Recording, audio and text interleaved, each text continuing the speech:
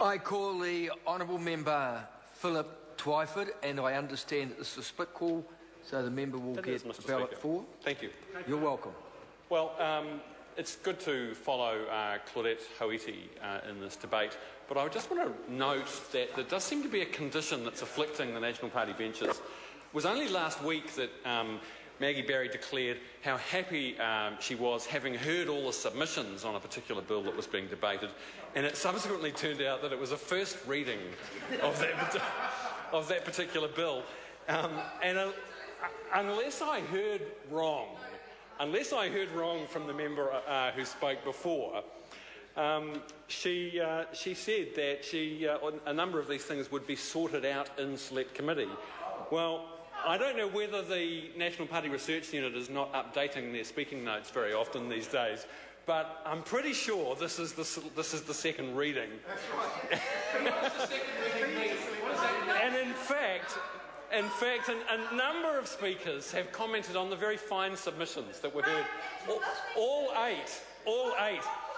Well, it is a compliment. It is a compliment to Ms. Hoeti. I think, actually, Mr. Speaker, I was the only one in the House who was listening to that speech, because no one else even raised an eyebrow on this side, that side, or that side. So, I do have excellent listening skills, and now the other thing that occurred to me was that every time we have a Members' Day, we seem to debate a bill by Jackie Deans. Now, Jackie Dean, she brought this bill, the Conservation Natural Heritage Protection Bill, but it only seems like yesterday we were debating the Waitaki reserves.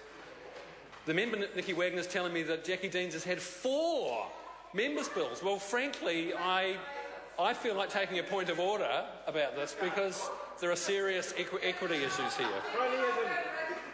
Someone is getting far too many members' bills, and it's not me.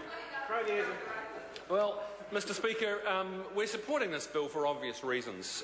It's a good bill, and all kudos to Jackie Deans for, I think, actually coming up with an idea for a members' bill that's very practical, very beneficial, and it makes a lot of sense. And as members before me have commented, what this does is that it makes consistent and beefs up the penalty regimes for a whole range of acts that deal with protecting our flora and fauna. And the first thing I thought of, actually, when I heard about Jackie Dean's bill was not the German botanists who stole native orchids and so on, not the Czech botanists, not the German gecko smuggler that a number of people have commented on, but it made me think of a really sad incident that happened actually in my electorate, where a couple of guys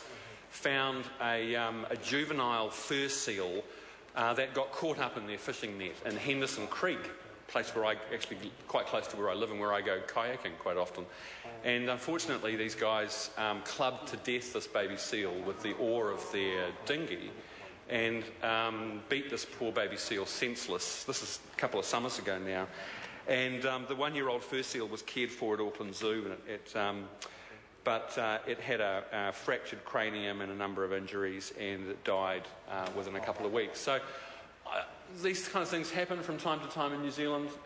They're awful events, and Sir, it's good that Jackie Dean's bill produces a set of penalties that will allow enforcement to be carried out much more easily by the authorities, and penalties that will act as a proper deterrent. Now, having said all these positive things about Jackie Dean's bill, I don't want to be churlish and spoil the mood of the occasion, but I do find there is an irony in the fact that this bill cracks down on illegal whitebaiting and fishing in marine reserves, while the government continues to allow gross overfishing under the quota system of a number of our marine species. There's an irony, sir, in that felling protected trees will be subject to increased penalties in this, but this government has just demolished tree protection rules that would allow councils to properly protect the urban forest. It brings the Marine Mammals Act under the new integrated penalty regime, but this government refuses to take the most sensible and obvious measures to protect the endangered Moe's dolphin. It allows the encroachment into national parks, but so this government spent a couple of years trying to convince New Zealand that we should allow mining in national parks. So while Jackie Dean's bill is to be commended, these ironies should be pointed out and should be considered by the general populace. Thank you, Mr. Speaker. I call the honourable